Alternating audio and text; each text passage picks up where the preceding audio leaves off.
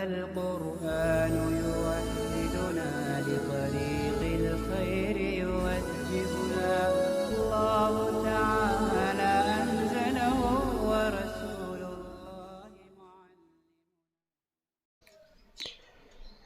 بسم اللہ الرحمن الرحیم۔ القسمت والتقسیم، قسمت اور تقسیم یہ دو لفظ آتے ہیں، تو ان کے لغوی معنی کیا ہیں؟ کہ فی اللغت التمییز والافراز، لغت میں اس کے معنی آتے ہیں جز جز کرنا، جدا جدا کرنا۔ تو لفظ قسمت اور لفظ تقسیم کے لغوی معنی ہیں الگ الگ کرنا، جدا جدا کرنا۔ وفی الاصطلاح احداث الکثرت فی المقسوم، کہہ رہے ہیں کہ اصطلاحی طور پر قسمت یا تقسیم کہتے ہیں مقسوم میں کثرت کو پیدا کرنا۔ جیسے ہمارے پاس ایک روٹی ہے اور ہم نے اس روٹی کے 4 ٹکڑے کر دیے، تو جو مقسوم ہے وہ ہو گیا کثیر، 1 سے ہو گیا 4، تو اس کو کہتے ہیں قسمت اور تقسیم۔ کہہ رہے وہی اعلیٰ نوعین، قسمت کی یا تقسیم کی کہہ لیے 2 قسمیں ہیں۔ پہلی قسم ہے قسمت خارجی۔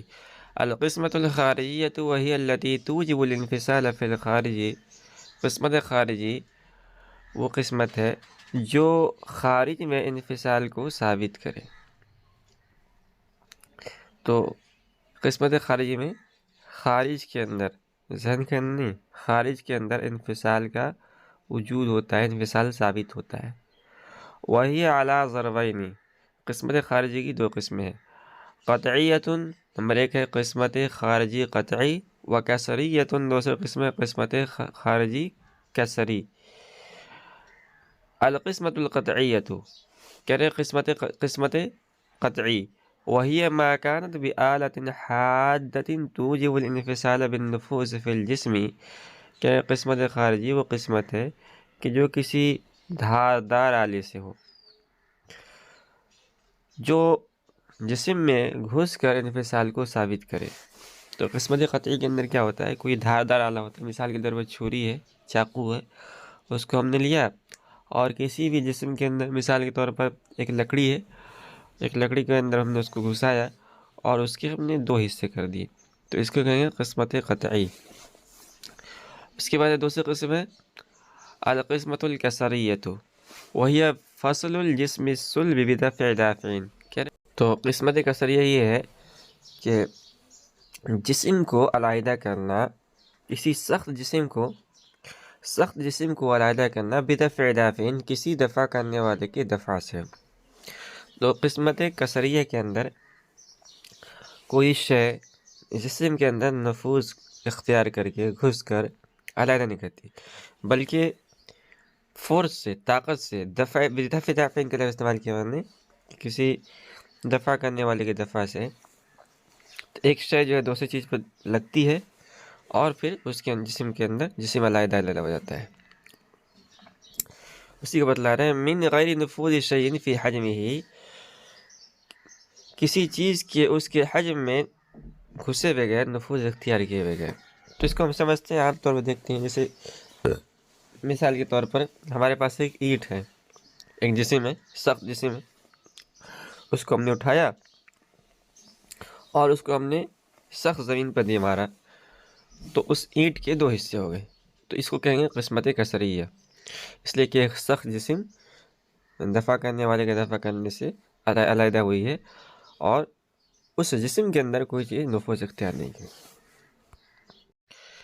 اس کے بعد قسمت کی دوسری قسم تھی قسمت ذہنیہ، کہہ رہے وہی التی لا توجب الانفصال فی الخارجی، کہہ رہے قسمت ذہنیہ اس قسمت کو کہتے ہیں جو خارج میں انفصال کو ثابت نہ کرے، یعنی خارج کے اندر انفصال کا وجود نہیں ہوتا ہے، خارج کے اندر جسم 2 علیحدہ حصوں میں نہیں بٹتا ہے۔ وہی ایضاً اعلیٰ ضربین، کہہ رہے کہ اس کی بھی 2 قسمیں ہیں، وہمیۃ و فرضیۃ، نمبر 1 ہے قسمت ذہنیہ وہمیہ، نمبر 2 ہے قسمت ذہنیہ فرضیہ۔ پہلی قسم قسمت ذہنیہ وہمیہ وہی ما كانت بحسب التوہم جزئیاً، کہہ رہے ہیں قسمت وہمیہ اس تقسیم کہتے ہیں کہ جو وہم کے اعتبار سے جز کے اندر بٹ جائے، تو وہمی طور پر ہمارے وہم کے اندر ایک جسم مثال کے طور پر اس کے ہم نے حصے کر دیے، پھر اس کے حصے کر دیے، پھر اس کے حصے کر دیے، اسے قسمت وہمیہ کہتے ہیں۔ اس کے بعد ہے قسمت فرضیہ، وہی ما کانت بفرض العقل کلیا، کہہ رہے ہیں کہ قسمت فرضیہ کہتے ہیں اس کو جو عقل کے کلی فرض کرنے سے وجود کے اندر آئے۔ تو قسمت فرضیہ اور قسمت وہمیہ ان دونوں کے اندر تقسیم ہوتا ہے، وہم کے اندر، خارج کے اندر نہیں ہوتا ہے، لیکن فرق یہ ہے کہ اس کے اندر قسمت وہمیہ کے اندر یہ تقسیم جزئی ہوتا ہے، اور قسمت فرضیہ کے اندر یہ تقسیم کلی ہوتا ہے۔ اس کو ہم اور سمجھتے ہیں۔ تو قسمت وہمی کو مثال سمجھیے کہ جیسے مثال کے طور پر کسی معین چیز کو لے لیجیے، جیسے 1 گز لکڑی ہے، ہمارے سامنے 1 گز لمبی لکڑی موجود ہے، اب اس کا ہم نے تصور کیا اور اس کو ذہن میں ہم نے 2 آدھے حصے میں بانٹ لیا، پھر اس آدھے کے 2 آدھے ہم نے کر لیے، اسی طرح ہر آدھے کے 2 آدھے ہم کرتے جائیں گے، تو اسے کہتے ہیں قسمت وہمی۔ اور قسمت فرضی، اس میں بھی تقسیم عقلی طور پر ہوتی ہے، خارج کے اندر نہیں ہوتا ہے، مگر یہ کلی ہوتی ہے، یعنی کسی بھی غیر معین بلکہ غیر موجود چیز ہے اس کی تقسیم کی جائے، غیر معین۔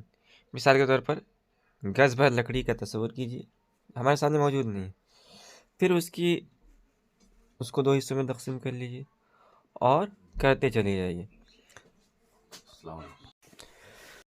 تو یہ تقسیم فرضی اور عقلی طور پر ہوتی ہے، یہ فرق ہے دونوں کے اندر۔